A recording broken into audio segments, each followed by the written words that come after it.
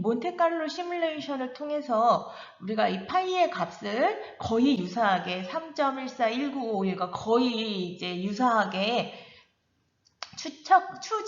추정할 수 있었던 이유는 그래 원안에 들어갈 확률이 우리가 예상했던 정사각형 면적 분의 원의 면적과 맞기 때문에 그런 거잖아요. 이런 식으로 여러 가지 살면서 경험하는 상황 중에는 가능성을 굳이 실험을 거치지 않아도 판단할 수 있는 가능성이 있어요.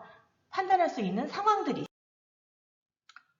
우리가 선언적으로 그 가능성에 대해서 알고 있을 때에 구하는 확률의 또 다른 개념인 수학적 확률에 대해서 소개를 할게요. 자, 참 기호 설명을 빼뜨렸네요. 사건 A가 일어날 가능성, 즉 사건 A의 확률은 기호로 P 가로 A라고 쓰는데 probability. 그렇지.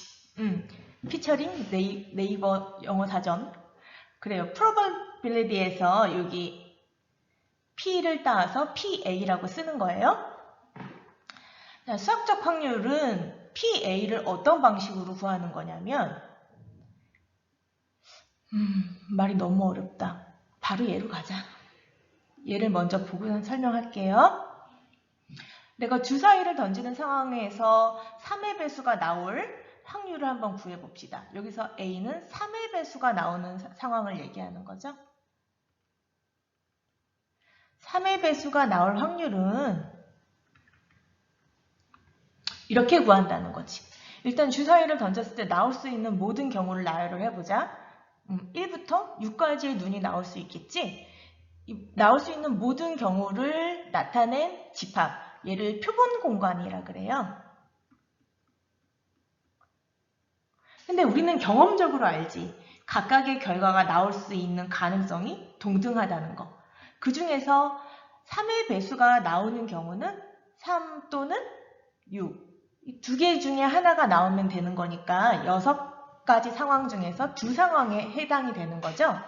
그래서 6분의 2. 6번 중에 2번꼴로 일어날 거다라고 계산한다는 거예요. 가능성을.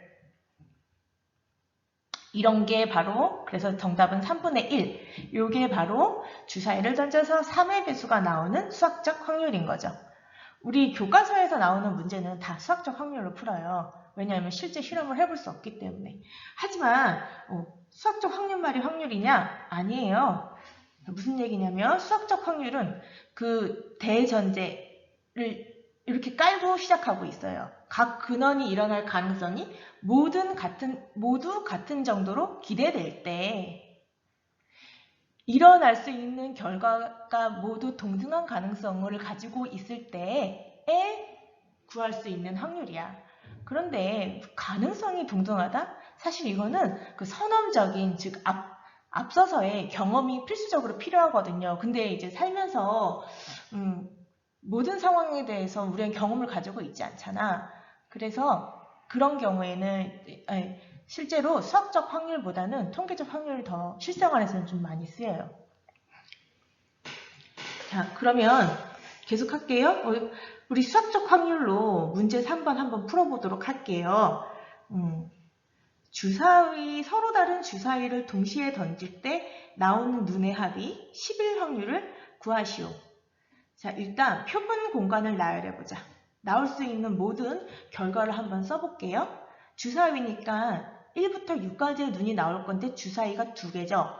그래서 서로 다른 주사위라 그랬으니까 A, B 각각의 주사위에서 나올 수 있는 눈을 이런 식으로 순서상으로 나열을 하는 거 어때? 괜찮지? 1부터 6까지 갈 거고 앞에 눈이 2일 때도 마찬가지로 6까지 갈 거고 땡땡땡 얘들 모두 몇 개니? 가로 6 세로 6 표본 공간의 원소의 수는 모두 66에 36개가. 이 중에서 내가 찾는 건 눈의 합이 10이 될 확률이니까 눈의 합이 10이다. 어떤 경우가 있을까? 1부터 6까지밖에 안 나오니까 일단 4부터 시작해야겠네. 4, 6, 5, 5, 6, 4, 7은 못 나오니까 끝이고 소가 나오는 거 그러네요. 더 없네. 자, 그래서 사건 A에 해당되는 경우가 세 가지인데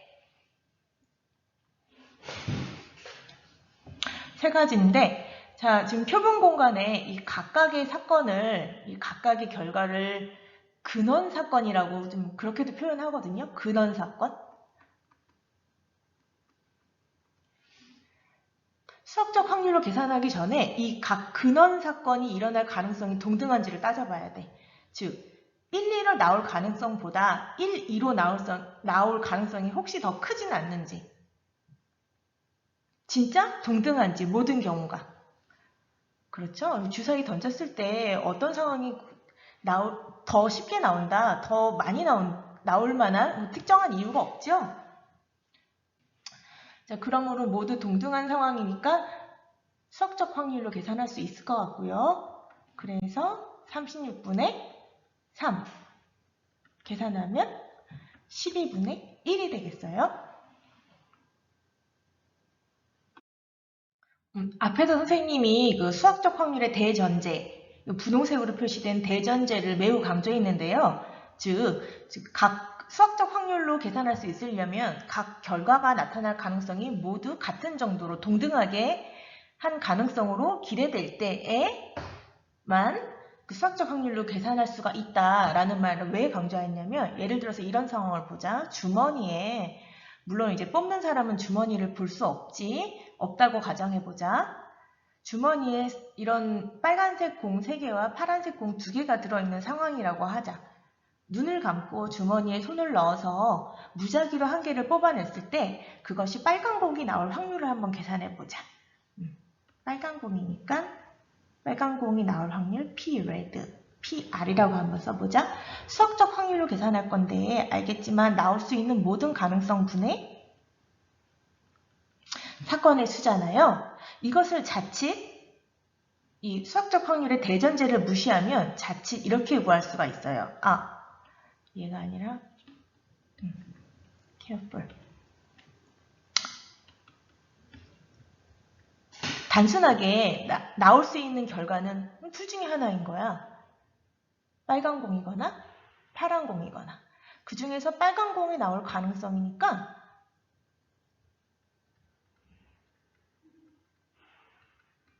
2분의 1. 이렇게 계산할 수가 있다는 거지. 뭐 맞는 것 같죠? 맞는 것 같은데 언뜻 들으면, 자, 얘는 수학적 확률의 대전제로 완전히 무시한 계산법이에요. 왜? 각각의 근원 사건이 동등한 가능성을 가지고 있어야 된다 그랬잖아요. 그럼 지금 상황을 봐봐. 빨간색이 나올 가능성이 높아? 파란색이 나올 가능성이 높아? 빨간색이 나올 가능성이 누가 봐도 높잖아요. 3개씩이나 들어있으니까. 그래, 그래서 이런 상황인 경우에는 근원 사건을 이렇게 나열해서 확률을 구할 수가 없다는 거죠. 그럼 어떻게 해야 될까? 근원 사건을 다음처럼 나열해야죠. 각각의 공이 뽑힐 가능성은 모두 똑같아. 하나를 뽑았을 때 얘보다 얘가 더 쉽게 끈적이가 붙어서 손에 더 쉽게 달라붙는다든지 그런 조건이 없잖아요. 그러니까 얘가 더 많이 나올 이유가 없어. 이 공 5개 중에 특정 어느 것도. 그러므로 각각이 뽑힐 가능성이 동등한 거야. 그러니까 이렇게 근원 사건을 이렇게 표본 공간을 구성하는 건 괜찮은 거죠. 무슨 얘기냐면 빨간 공 R1, R2, R3와 파란 공 B1, B2 나올 수 있는 결과를 이렇게 5가지로 나열을 하자는 거지. 하나를 뽑는 상황이니까. 그 중에서 빨간 공이 뽑히는 경우는 R1, R2, R3. 5개 중에 3개 걸로 뽑히겠네. 5번 중에 3번 걸로. 그래서 5분의 3으로 계산을 해야 되는 거예요. 자, 그 수학적 확률의 대전제, 각각의 근원 사건의 가능성이 동등할 때, 이거 왜 중요한지 알겠죠? 자, 그러면 계속해서 45쪽에 예제 1번 같이 풀어볼게요. 같은 상황인데 빨간 공 2개와 파란 공 2개가 있는 주머니에서 임의로 이번에는 2개의 공을 한번 뽑아보자. 그러니까 표본 공간을 구성할 때 2개를 뽑으니까 2개가 한 세트가 되는 거예요. 이거 모두 몇 개 있게? 5개 중에서 2개씩 뽑아내야 되는 거니까. 나 다 나열 안 할 거예요, 선생님. 그렇지? 5C 2가지만큼 있을 거예요.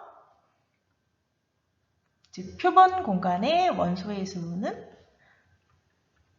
10인데 그 중에서 빨간 공 1개와 파란 공 1개가 나올 확률을 구하시오.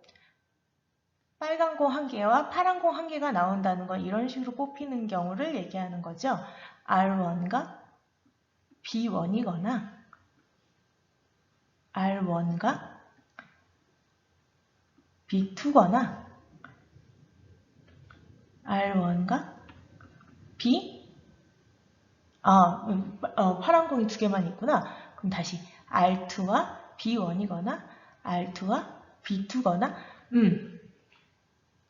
근데 이거 순서 바뀌는 거는 안 쓸 거야. 왜냐하면 이 지금 선생님이 표본 공간을 쓸 때 10개밖에 안 썼거든. 즉 조합으로 썼으니까 순서 바뀐 거는 안 쓴 거야.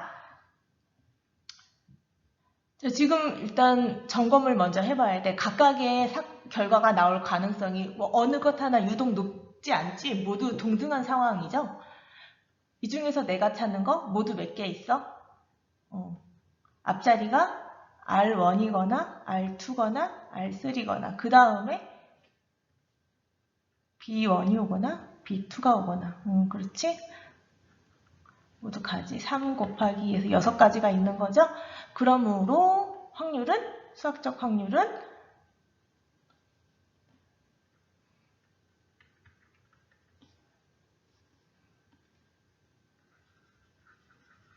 필기가 겹쳐가지고 좀 지저분하다. 미안해요.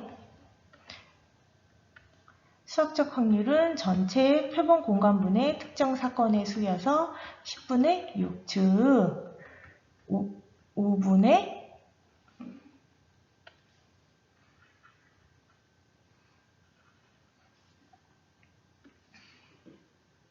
10분의 6이어서 약분하면 5분의 3이 정답이 되겠네요. 근데 동전 던지기나 뭐 주사위 던지기는 수학적 확률로도 계산할 수가 있고 실제로 실험을 해서 통계적 확률로도 계산할 수가 있어. 그럼 이런 의문이 들죠. 그러면 과연 뭘 따라야 돼요? 자, 걱정할 게 없는 게 통계적 확률의 뜻이 뭐였지? 상대도수가 가까워지는 수렴값을 우리는 통계적 확률이라고 했잖아요.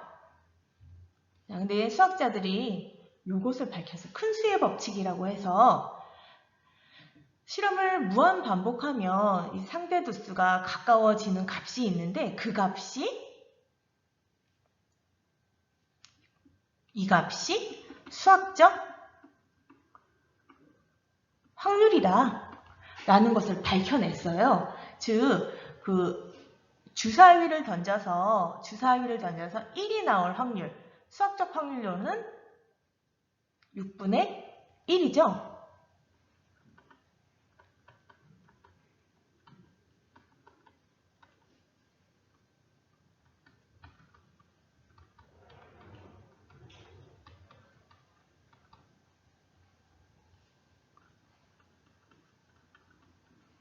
그런데 실제로 실험을 해보면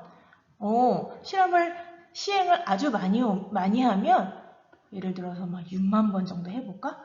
거의 10,000번에 가까운 꼴로 1이 나온다는 거예요. 즉 이 값이 수렴한데 6분의 1에 우린 수렴값을 얘를 통계적 확률로 정하기로 했으니까 수학적 확률로 하나, 통계적 확률로 하나 이 2가지로 다 접근할 수 있는 상황에 대해서는 뭘로 하든 상관이 없다라는 얘기죠. 그래서 이제 앞으로 교과서에서는 본격적으로 수학적 확률로 확률을 계산하게 된다는 거예요.